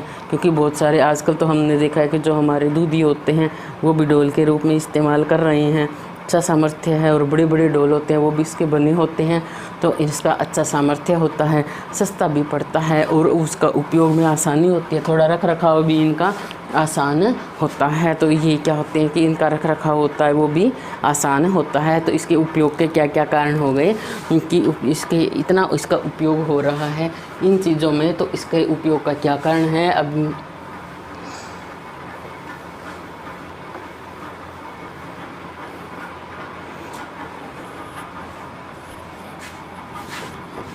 कारण क्या है? इसका कारण है, एक तो हल्का होता है, और क्या होता है? प्रबल होता है, और क्या होता है? अच्छा सामर्थ्य होता है। क्या होता है? अच्छा सामर्थ्य है। अच्छा सामर्थ्य मतलब जब इसमें सामान डालते हैं तो वो यूँ नहीं है कि वो टूट जाएगा। प्रबल होता है। प्रबल मतलब कि ये मतलब मुड़ता उड़ता इतनी आसानी से नहीं है। और हल्का होता है। प्लास्टिक के हमने पटरे वगैरह देखे हो, काफ़ी हल्के होते हैं। तो सारा सामान इसका काफ़ी हल्का होता है, सस्ता होता है। एक क्या होता है? सस्ता, यानी कि जब हम, क्योंकि जो बिज़नेस पर्सनस हैं वो अपने उद्योगों में इसका उपयोग क्यों करेगा? क्योंकि सस्ता पड़ेगा। क्योंकि वो जितनी कम इनपुट देंगे तो यानी कि लागत उनकी जितनी कम होगी उतना ही उन्हें मुनाफा भी होगा। तो इस ये क्या है कि ये क्या होता है कि सस्ता पड़ता है, इसलिए उद्योगों में इस्तेमाल होता है। और जब ये उद्योगों में इस्तेमाल इसका हो गया, जब बिजनेसमैन की लागत कम हुई, तो वो ये भी बात है कि जो प्रोडक्ट होगा उसका जो रेट होगा वो भी काफ़ी कम होगा। तो इस वजह से इसको पब्लिक खरीदेगी भी। तो ये उपयोग में तो ये सस्ता होता है और उपयोग में आसानी होती है। उपयोग में आसानी, जब कोई चीज़ हल्की है तो उसे उठाना, एक स्थान से दूसरे स्थान पर ले जाना भी आसान होता है। एक होता है कि इसकी कोई मतलब ये क्या है कि वायु और पानी के साथ, यानी कि हवा और पानी के साथ विक्रिया नहीं करती। जैसे हमने देखा कि जो लोहा होता है उसे जंग लग जाती है, तो इसके साथ ऐसी बात नहीं होती कि ये ख़राब हो जाए पड़ा पड़ा। हाँ, थोड़ा सा इसका रखते हैं कि ये वो वहाँ पे नहीं होना चाहिए कि ये मतलब वो वहाँ पे धूप में रह गई हों। तो धूप में रह जाएं तो ये दिक्कत, तो थोड़ी बहुत दिक्कत पहले वाले में होती थी, अब नहीं होती। पर यूँ नहीं कि ये मतलब टूट जाएगा। और हल्का होने के कारण इसका उपयोग कहाँ कहाँ होता है? हल्का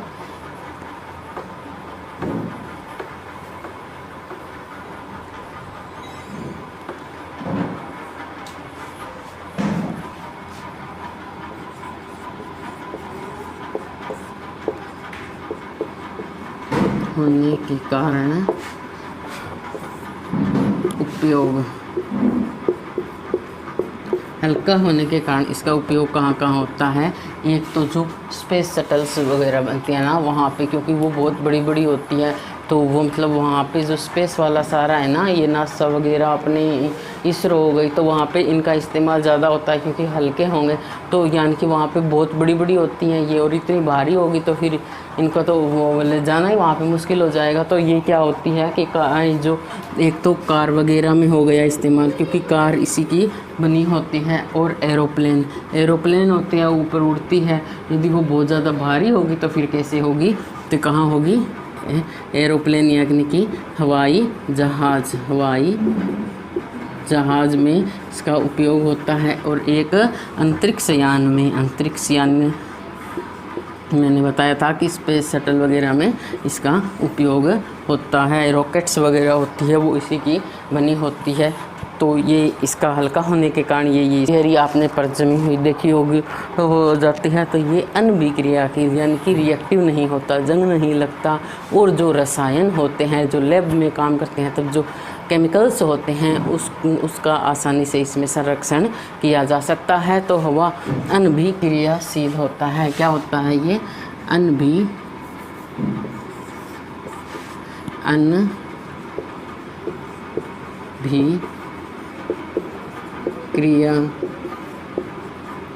क्या होता है, अनभिक्रियाशील होता है।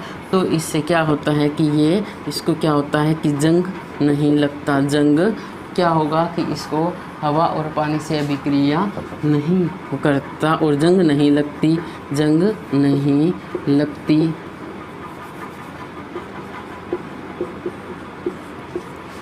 हवा और पानी के साथ अभिक्रिया नहीं करता, हवा और पानी के साथ अभिक्रिया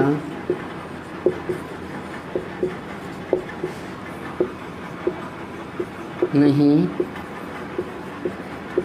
करता। हवा और पानी के साथ ये क्या है कि अभिक्रिया है, वो नहीं करता। और रसायनों का इसमें संरक्षण संक्षारण किया जा सकता है। रसायनों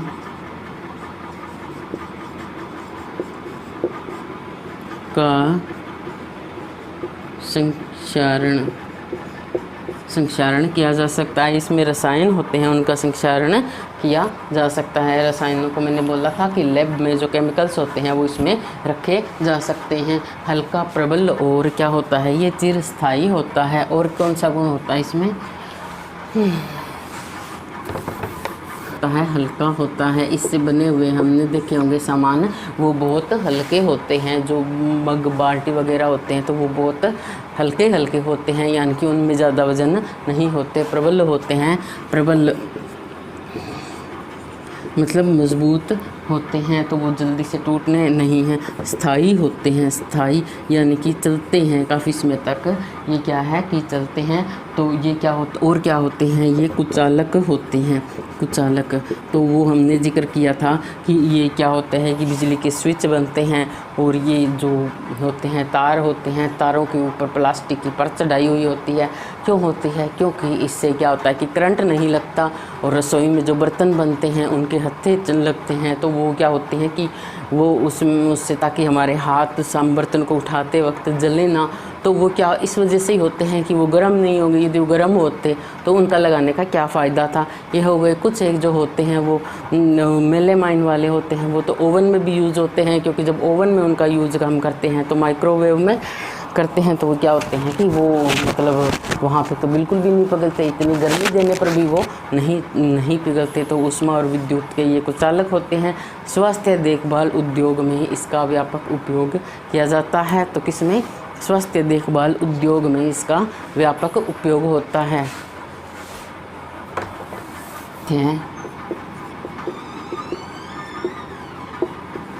देखभाल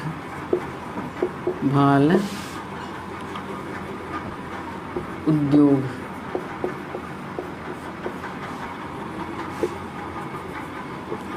में व्यापक यानी कि बहुत बड़े पैमाने पे इसका इस्तेमाल हो रहा है। व्यापक उपयोग यानी कि इस्तेमाल इसका हो रहा है। वो कैसे हो रहा है कि हमने देखा है कि जो टैबलेट्स होती है, कैप्सूल्स होते हैं, उनकी पैकिंग पॉलीथीन काफ़ी उपयोग होता है। तो क्या होता है, दवाइयों की जो गोलियां और जो होती हैं वो टिक्कियों की जो पैक करने में इसका काम आता है। अच्छा, स्वास्थ्य देखभाल उद्योग, ये स्वास्थ्य देखभाल उद्योग कौन सा होता है, जो हेल्थ वाला होता है, यानी कि मेडिकल साइंस में इसका उपयोग होता है। ये मेडिकल साइंस में यानी कि जब हम हॉस्पिटल्स में जो हमारा उपयोग सामान बनता है, उनके जो उद्योग होते हैं उनमें इसका प्रयोग किया जाता है। कहाँ, जो टेबलेट्स होती हैं उनकी टेबलेट्स और जो दवाइयों टैबलेट्स और दवा की गोलियों और टिक्कियों की पैकिंग में, दवा की गोलियों और टिक्कियों की पैकिंग में जो हम दवाई की जो गोलियां और टिक्कियां होती हैं उनकी पैकिंग देखते हैं तो वो प्लास्टिक में ही होती है। और किस में है, जो घावों को जब सीलते हैं डॉक्टर, जब टांके लगाते हैं ना, तो वो जो उनका धागा होता है वो प्लास्टिक का बना होता है। जो घावों को सीलने वाला धागा जो डॉक्टर टांके लगाता है वो टांके इसी के लगे होते हैं।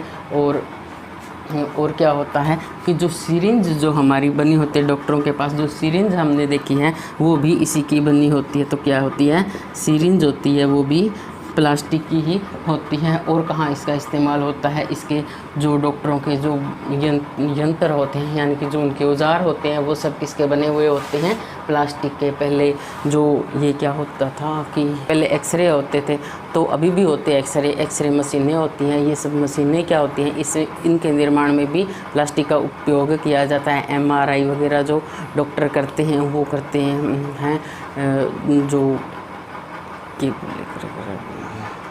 अल्ट्रासाउंड वाले जो होते हैं तो वो भी इसी के बने होते हैं। और भी जो ऑपरेशन वगैरह का सामान होता है वो सारा प्लास्टिक से बना होता है। तो मेडिकल साइंस में इसका बहुत सारा उपयोग होता है। तो ये हेल्थ वाले में बहुत काम आता है। जो डॉक्टरों के दस्ताने होते हैं वो भी इसके प्लास्टिक के बने होते हैं। डॉक्टरों के दस्ताने,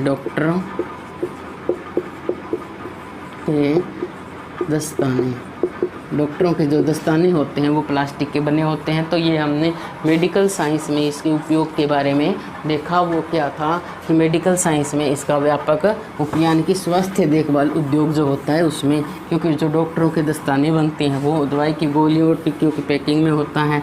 वो पॉलीथीन की जो थैलियाँ होती है उसमें होता है। गाँव को सीलने वाला जो धागा होता है वो भी इसका बना होता है। सिरिंज जिसकी बनी होती है। तो यहाँ इसका व्यापक उपयोग हमने देख लिया। अब हम देखते हैं कि माइक्रोवेव ओवन में इसका कहाँ उपयोग होता है। जो बर्तन बनते हैं माइक्रोवेव ओवन में, माइक्रोवेव ओवन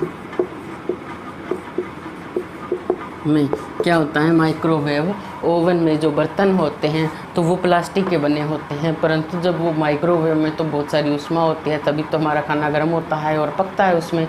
तो इसमें क्या होते हैं कि ये जो इसके बर्तन बने होते हैं, ये जो बर्तन प्लास्टिक के, ये गर्म होने पर पिघलते नहीं हैं। इस कारण इसके जो माइक्रोवेव के बर्तन होते हैं वो प्लास्टिक के बने होते हैं। तो ये जो बर्तन बनते हैं टेफलॉन नाम का एक होता है। ये एक विशेष प्रकार का क्या है, ये प्लास्टिक है।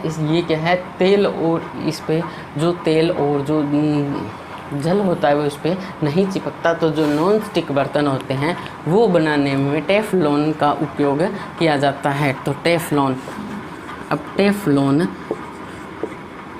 क्या होता है, टेफलॉन के बारे में जानेंगे। तो टेफलॉन एक विशेष प्रकार का प्लास्टिक होता है। क्या है, विशिष्ट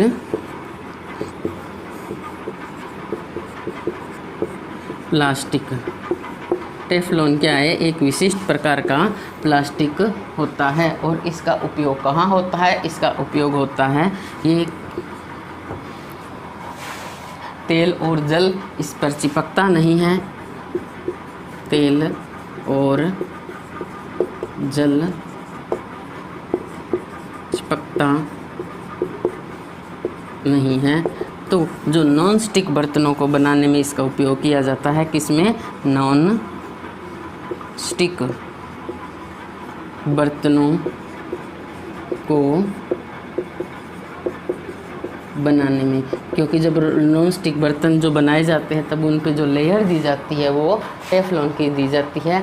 क्यों दी जाती है? क्योंकि इस टेफ्लॉन नामक प्लास्टिक पे जल और तेल होता है, वो चिपकता नहीं है, तो इस वजह से इस पे जो नॉन स्टिक बर्तन होती हैं उन पे इसकी लेयर दी जाती है।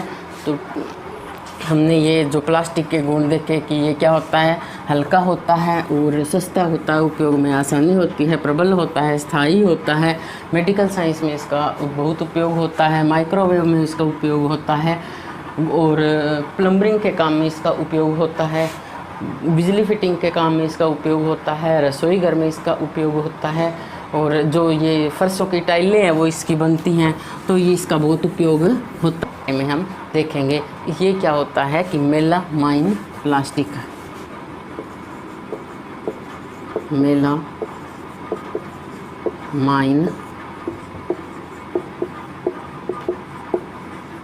प्लास्टिक। मेलामाइन प्लास्टिक क्या होता है? अग्नि सह प्लास्टिक, यानी कि ये अग्नि को सहन कर सकता है। अग्नि सह प्लास्टिक ये क्या है? अग्नि सह प्लास्टिक होता है, यानी कि ये अग्नि को सहन कर सकता है। तो आग बुझाने वाले जो कर्मचारी होते हैं उनके जो कपड़े होते हैं उसके ऊपर इसकी जो एक लेयर चढ़ाई जाती है जिससे वो कपड़े आग नहीं पकड़ते और इस वजह से वो जो फायर ब्रिगेड के कर्मचारी होते हैं वो अपना काम आसानी से कर सकते हैं।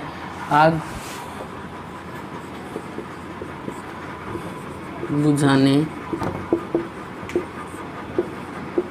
वाले कर्मचारियों के पर मेलामाइन की परत चढ़ाई जाती है, पर इसकी परत चढ़ाई जाती है। तो मेलामाइन की परत है वो चढ़ाई जाती है। आग बुझाने वाले जो कर्मचारी है वो इसके उनके कपड़ों पर क्या है कि इसकी परत चढ़ाई जाती है। अब हम आगे देखेंगे कि प्लास्टिक और पर्यावरण। तो पर्यावरण के लिए इसका ये कहाँ तक सही होगा ये देखेंगे। तो और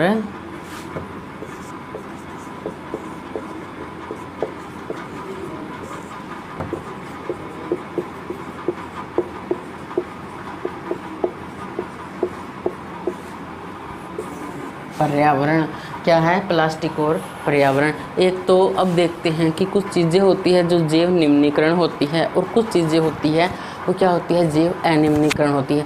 अब ये जैव निम्नीकरण क्या होता है और जैव अनिम्नीकरण होता है वो क्या होता है? जैव निम्नीकरण होता है कि प्राकृतिक प्रक्रिया, यानी कि जो जीवाणु होते हैं वो अपनी क्रिया द्वारा, यानी कि जीवाणुओं की क्रिया द्वारा जो पदार्थ अपघटित हो जाते हैं वो क्या होते हैं? वो जैव निम्नीकरण होते हैं। और जो जैव निम्नीकरण क्या होते हैं? जो पदार्थ प्राकृतिक प्रक्रिया द्वारा अपघटित होते हैं। तो जैव निम्नीकरण जो पदार्थ प्राकृतिक प्रक्रिया द्वारा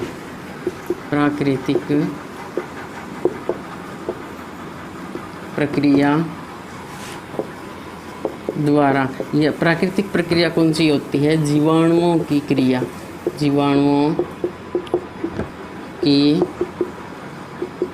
जो जीवाणुओं की जो क्रिया होती है उसके द्वारा जो पदार्थ अपघटित हो जाते हैं, अपघटित होना मतलब जो वो मिट्टी है उसमें मिल जाना वाले पदार्थ, वो क्या होता है कि जो पदार्थ जीवाणुओं की क्रिया द्वारा यानी कि प्राकृतिक प्रक्रिया द्वारा अपघटित हो जाते हैं वो होते हैं जैव निम्नीकरण। और जैव अनिम्नीकरण क्या होगा? जो प्राकृतिक प्रक्रिया होती है उसके द्वारा जो पदार्थ अपघटित नहीं होते वो क्या होता है? जैव अनिम्नीकरण होता है। निम्नीकरण, अब इस जैव निम्नीकरण द्वारा जो मतलब प्राकृतिक प्रक्रिया द्वारा कौन से होते हैं इसके उदाहरण क्या हो गए? सब्जी फल, इनके छिलके कर दे तो सब्जी फल हो गए, कागज़ हो गया,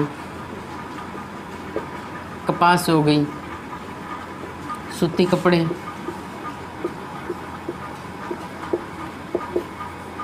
सूती कपड़े हो गए, लकड़ी, ऊनी वस्त्र, और ये क्या होते हैं, और ये क्या होते हैं, जैव निम्नीकरण द्वारा अपघटित होने वाले पदार्थ होते हैं। और जैव अनिम्नीकरण क्या होता है, जो पदार्थ प्राकृतिक प्रक्रिया द्वारा अपघटित नहीं होते। जैव अनिम्नीकरण, अनिम्नीकरण क्या होता है कि जो पदार्थ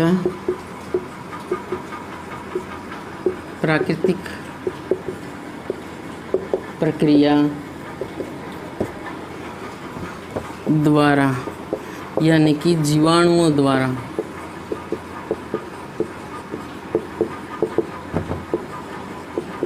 जीवाणुओं की क्रिया द्वारा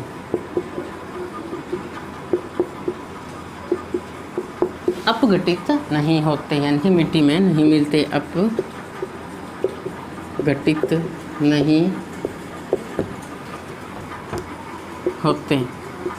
वो क्या होते हैं, जैव अनिम्नीकरण। जो धातुएं होती हैं उनसे विवर्तन, जैसे टिन, एल्यूमिनियम और जो ये धातु के डिब्बे वगैरह होते हैं, ये अपघटित नहीं होते। 100 से 500 साल तक का समय लग जाता है। जो प्लास्टिक होता है वो क्या होता है, जैव अनिम्नीकरण होता है, यानी कि नहीं मिलता। जब ये अपघटित नहीं होता, 500 साल तक भी कहीं भी अपघटित नहीं होता, तो क्या ये पर्यावरण के लिए ठीक है? तो ये क्या है कि इसका उपयोग पर्यावरण। अब मैं थोड़ा सा बता देती हूँ कि किस चीज़ को अपघटित होने में कितना समय लगता है। जो सब्जी और फलों के छिलके होते हैं ना, ये क्या होते हैं, और ये जो हमारा बचा हुआ खाना होता है, ये 1-2 सप्ताह के अंदर ही क्या होता है, अपघटित हो जाता है। और जो हमारे क्या होते हैं कि कागज़ होता है, ये क्या है, 10 दिन से लेकर के 1 महीने तक का समय ये ले लेता है अपघटित होने में। सूती कपड़ा होता है तो 2 से लेकर 5 महीने तक हम देखते हैं कि बाद में ये मिट्टी में मिल जाता है। और जो ऊनी वस्त्र होते हैं वो 1 साल लेते हैं अपघटित होने में। परंतु जो ये होता है, जो हमारे धातुओं के बने हुए बर्तन हो गए, जैसे एल्यूमिनियम, टिन, और ये 100 से लेकर 500 तक का वर्ष तक का समय लगते हैं। तो ये जैव अनिम्नीकरण है, ये भी क्या है, पर्यावरण फ्रेंडली नहीं है। और जो हमारा पॉलीथीन है, ये तो 500 साल से भी अधिक का समय ले लेते हैं, हज़ारों वर्षों तक का समय लेते हैं।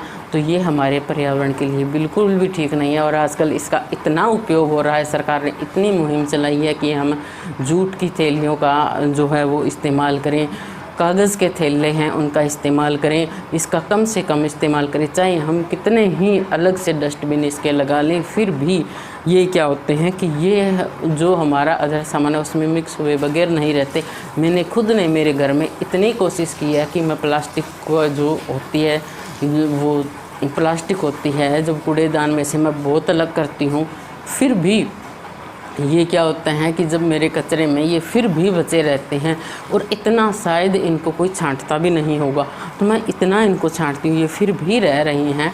तो ये हमारे पर्यावरण के लिए कैसे होंगे? जब ये हमारी ज़मीनों में चला जाता है तो ये हमारी ज़मीनों की उपजाऊ शक्ति होती है, उसको किस हद तक प्रभावित करता है ये आप सोच नहीं सकते। हमारी जो गाय हैं, हमारा राष्ट्रीय हमारी जो गाय है वो धार्मिक महत्व उसका बहुत जाता है। बहुत सारी गायें हैं वो मर रही है, क्योंकि जब वो खाना खाती है कहीं पे पड़ा हुआ, उसमें प्लास्टिक की थैलियों में जो खाना होता है वो खाते हैं, तो वो साथ में ही खा जाते हैं, तो उनका जो सिस्टम होता है वो बहुत बिगड़ जाता है। उनका ऑपरेशन कर करके बहुत सारा प्लास्टिक उनके शरीर से निकाला जाता है। तो ये पर्यावरण के लिए ये बहुत हानिकारक है। अब ये अपघटित होने में इतना टाइम लगाता है, अब हम सोचें कि इसको हम जला दें, तो जब इसको जलाया जाता है तो इससे विषैली गैस निकलती है और ये आसानी से नहीं जलता, क्योंकि हमने मेलामाइन और इनको देखा कि ये नहीं जलते, ये तो माइक्रोवेव में भी नहीं जल रहे।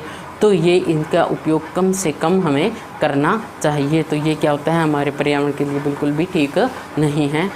कि 4R सिद्धांत, 4R का सिद्धांत क्या है? एक R बोले तो इसको क्या कहना चाहिए? रेड्यूस, यानी कि इसके जो प्रयोग है उसको रेड्यूस करो, यानी कि कम करो।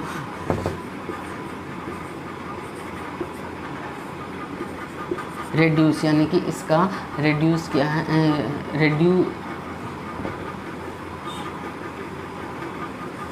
यानी कि इसका उपयोग है वो कम उपयोग, क्या है, कम उपयोग।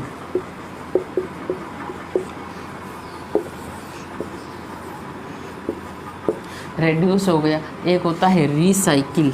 रिसाइकिल यानी कि इसका जो सामान होता है, कचरे का हमें निस्तारण करना चाहिए और उसमें से प्लास्टिक को अलग करना चाहिए ताकि इसका रिसाइकिल किया जा सके। फैक्ट्री में ले जाके इसको गर्म करके इसका दोबारा सामान बनाया जा सके, तो इसको क्या है, रिसाइकिल यानी कि पुनः चक्रण। पुनः चक्रण यानी कि दोबारा इस्तेमाल।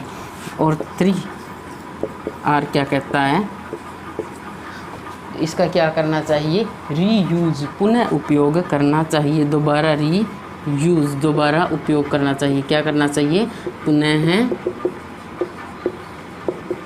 उपयोग करना चाहिए। ये क्या कहता है कि रेड्यूस, रिकवर, पुनः प्राप्त करना चाहिए। रिकवर, पुनः प्राप्त करना चाहिए। तो 4R क्या होता है, रेड्यूस, रिसाइकिल, रीयूज और रिकवर। तो ये होता है 4R सिद्धांत। ये क्या है, अपना 4R सिद्धांत है। अब जो ये है नायलॉन, अब आगे हम नायलॉन के बारे में थोड़ा सा हम देखेंगे। हम अब अगली वीडियो में नायलॉन के बारे में थोड़ा और देखेंगे, कुछ रोचक जानकारी अभी और देख रहे हैं, उसके बाद इस वीडियो को क्या है हम समाप्त करेंगे। तो नायलॉन के बारे में थोड़ा सा रोचक बताया हुआ है NCERT में। नायलॉन, नायलॉन क्या होता है, तो नायलॉन क्या है कि ये रेशम जैसा दिखाई देता है। क्या है ये, रेशम जैसा दिखता है। क्या है ये, रेशम जैसा दिखता है। और क्या होता है, ये रेशम जैसा दिखता है और क्या होगा कि ये प्रबल और लचीला होता है। क्या होता है ये, प्रबल और लचीला होता है। क्या है कि ये प्रबल और लचीला, ये क्या है, प्रबल और लचीला होता है। 1939 में यानी कि 1939 में ये सामने आया। कब आया था, 1939 में सामने आया, यानी कि इससे पहले इसका प्रयोग नहीं होता था, उसके बाद प्रयोग होने लगा, सामने आया। और क्या था इसका, 1939 में सामने आया। इसने गुणों से, पूरी जनता थी ना उसमें सनसनी मचा दी, गुणों से जनता में सनसनी मचाई थी। गुणों से जनता में सनसनी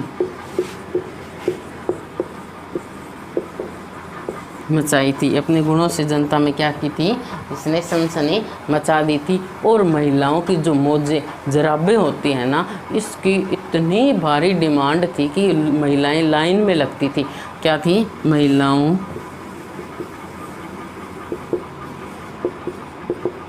की मोजों की भारी मांग, यानी कि मांग, भारी मांग, कोई वजन वाली नहीं थी कि मांग बहुत ज़्यादा थी। अब ये पॉइंट देखो, 1939 में क्या है कि ये सामने आया कि इसका उपयोग 1939 में होने लगा। और 1939 में ही हमारे विश्व में दुखद घटना दोबारा घटित हुई, दूसरा विश्व युद्ध शुरू हुआ। तब बहुत दुख की बात है कि इसका जो उपयोग किया गया था वो पैराशूट बनाने में किया गया था। तो उसके बाद क्या है कि ये विश्व युद्ध सेकेंड वर्ल्ड वार था, दूसरा विश्व युद्ध था। 1939 से 1945 तक, 1945 तक ये चला था। 1939 से 1945 तक चला था। दूसरा विश्व युद्ध कब चला, तो इसके दौरान इस समय तक इससे जो पैराशूट थे वो बनाए गए थे, क्योंकि वो काफ़ी, ये जो इस्पात के तार से भी अधिक प्रबल होता है। तो दूसरे विश्व युद्ध के दौरान क्या था कि इससे क्या है कि पैराशूट बनाने में इसका उपयोग किया गया था। 1939 से 1945 ये कौन सा समय था, द्वितीय विश्व युद्ध, द्वितीय विश्व युद्ध के दौरान, द्वितीय विश्व युद्ध के दौरान इसका निर्माण दौरान इससे क्या बनाया गया, तो वो क्या थी कि वो कंपनियां वो जराबों की जो मांग थी उस मांग की आपूर्ति को ये पूरा नहीं कर पाती थी, तो महिलाओं की बहुत लंबी लाइन लगती थी और कई बार तो महिलाओं में इसको लेकर के बहुत सारे झगड़े हो जाते थे। नायलॉन की फिर काला बाजारी भी हुई, यानी कि ब्लैक मार्केटिंग भी हुई, और ये एक जोड़ी मौजों के लिए महिलाओं की लंबी लाइन लगती थी। मैं आशा करती हूँ कि आपको मेरी वीडियो पसंद आई होगी। यदि आपको मेरी वीडियो पसंद आई थी तो अभी तक लाइक, शेयर और सब्सक्राइब नहीं किया तो सब्सक्राइब करें। अपने दोस्तों से भी कहें कि मेरे चैनल को सब्सक्राइब करें। धन्यवाद, आपने मेरी वीडियो देखी।